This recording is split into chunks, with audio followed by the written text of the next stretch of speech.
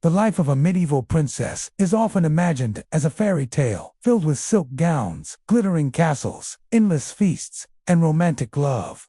But the reality was far more complex, demanding, and often harsh.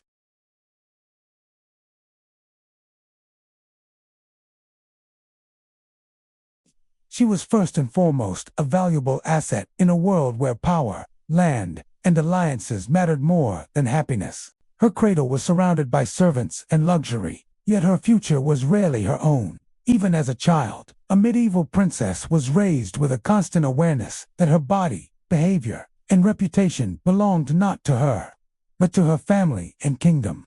Education for a medieval princess was carefully designed to prepare her for her future role, not as an independent ruler, but as a wife, mother, and symbol of dynastic honor.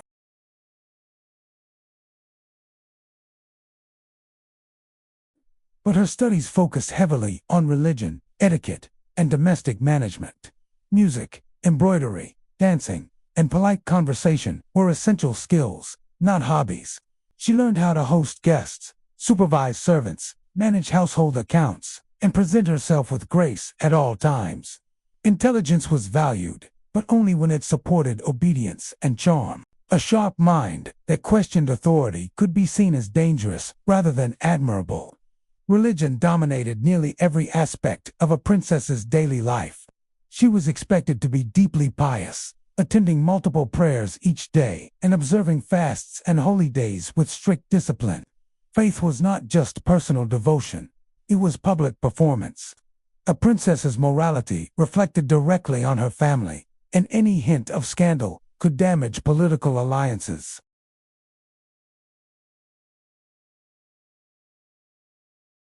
Many princesses found comfort in religion, but others experienced it as a constant reminder of sin, duty, and fear of divine punishment.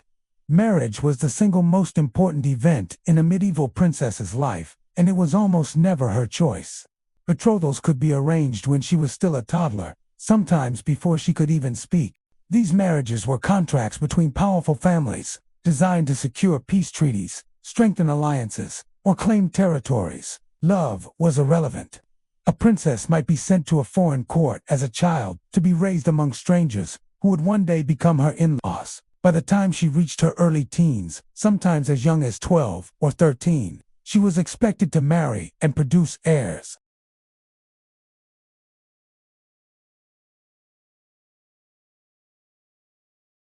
A medieval princess was expected to submit completely to her husband, regardless of his age, personality, or behavior.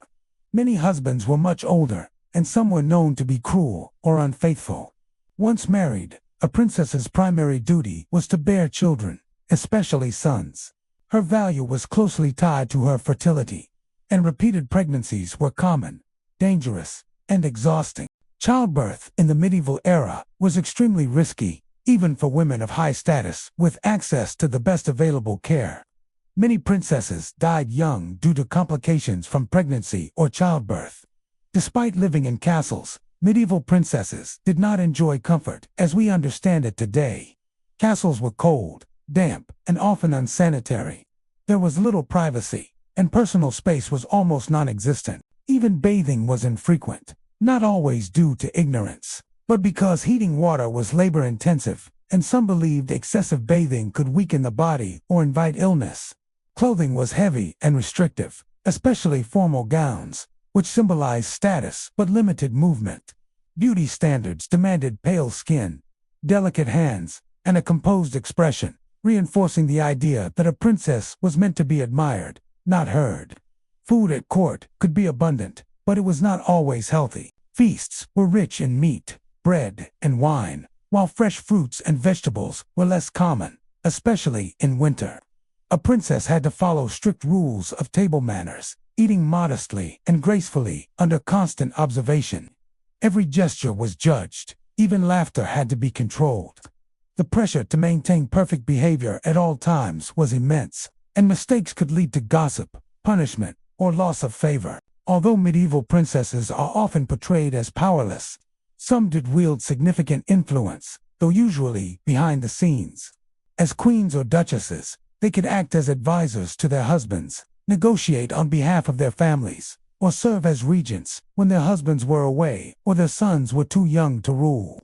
However, this power was fragile and depended heavily on their relationships and reputation. A princess who was perceived as too ambitious or outspoken could quickly become a target of suspicion or hostility. Loneliness was a common but rarely discussed part of a medieval princess's life. Many were separated from their families at a young age and sent to unfamiliar lands where they did not speak the language or understand the customs. Homesickness, isolation, and emotional neglect were frequent companions. While surrounded by servants and courtiers, genuine friendship was rare. Trust was dangerous in a world full of spies, rival factions, and political intrigue. A careless word could be reported, twisted, and used against her. Mental health was not understood in the medieval period, and emotional suffering was often dismissed as weakness or spiritual failure. Princesses were expected to endure grief, fear, and disappointment in silence. The loss of children was tragically common, and mourning had to be balanced with duty. A princess who showed too much sorrow might be criticized for neglecting her responsibilities, while showing too little could label her cold or unnatural. Her emotional life was constantly regulated by expectations she did not create. Even leisure was structured and purposeful.